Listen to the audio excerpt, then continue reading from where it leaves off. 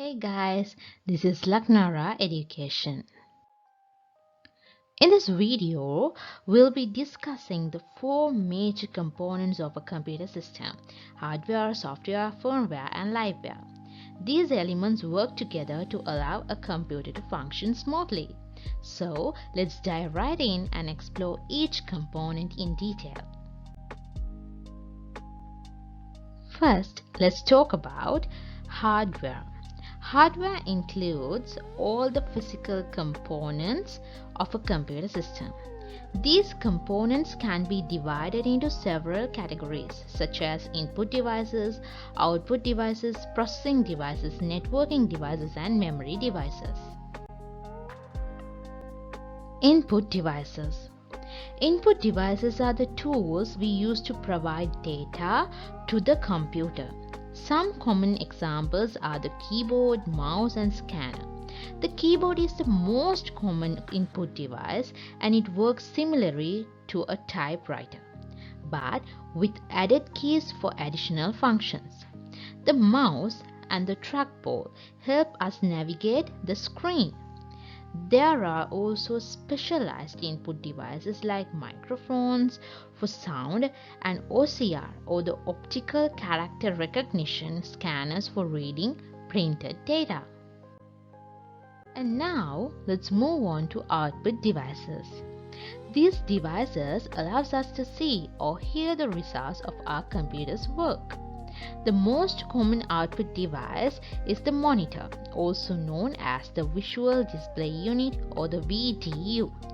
Monitors display images made up of tiny dots called pixels, and the image quality depends on the number of pixels.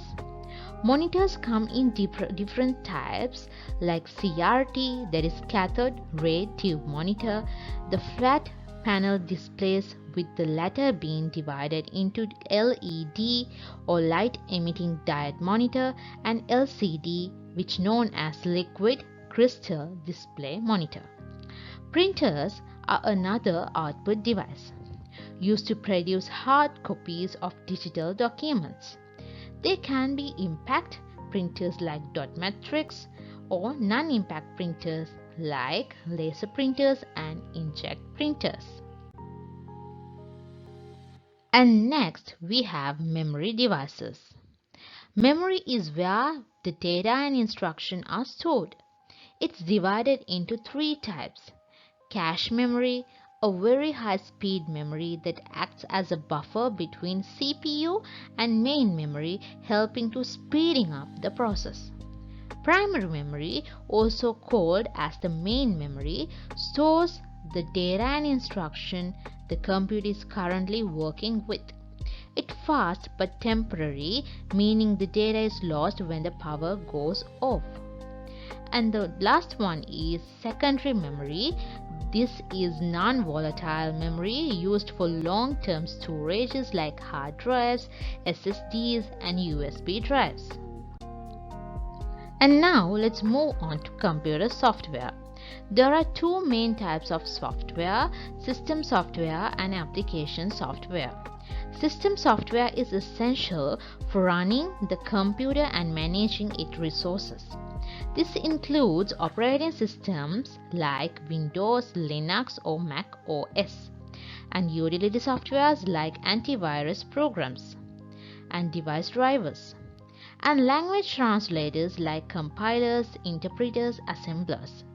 On the other hand, application software is designed for specific tasks. For example, Notepad is an application for editing text, while larger programs like Microsoft Word or Photoshop are also application softwares.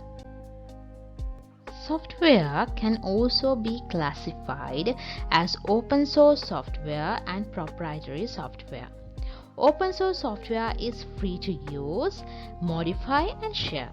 You can access its source code and even contribute to its development. But proprietary software is owned by a company or an individual. You need permission to use it, and its source code is not available to the public. Next, we have firmware. Firmware is a special type of software that embedded directly into hardware devices. It's often stored in ROM, that means read-only memory, and helps manage the basic functions of the hardware. For example, when you power on your computer, the firmware helps to initiate the boot up process. And lastly, we have Liveware.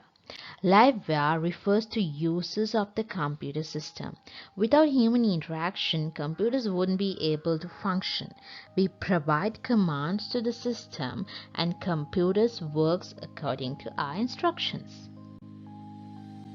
So, in summary, hardware are the physical components like input, output, memory, and processing devices.